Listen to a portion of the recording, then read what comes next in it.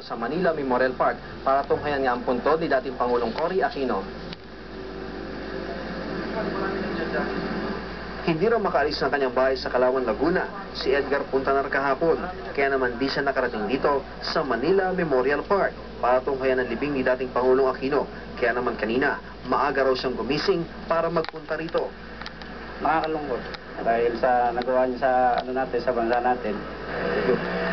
Alas 5 naman ng madaling araw nang dumating sa bansa mula sa bakasyon sa Amerika si Tess Villacorta. Sa halip na dumiretso sa bahay, dito siya sa puntod ni Cory nagpunta. Na-cancel raw ang kanyang flight noong linggo, kaya di siya umabot sa libing. So we decided to pass by because I was following this up in the States before I left. And even in the plane, I was reading the newspaper, yes. Si Aling Yolanda Castillo naman, maaga ring nagpunta kasama ng mga kaanak. Pero siya raw, sa van na natulog magdamag dito sa loob ng Manila Memorial Park. Di na raw nila kinayang lapitan ng puntod kagabi sa dami ng mga tao.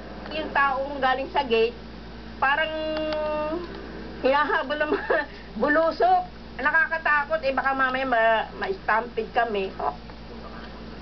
Ang iba naman, talaga ngayong araw daw talaga planong pumunta para di makasabay sa bugso ng tao. Makikipagsiksikan, okay, pero hindi na kaya ng katawan ko eh.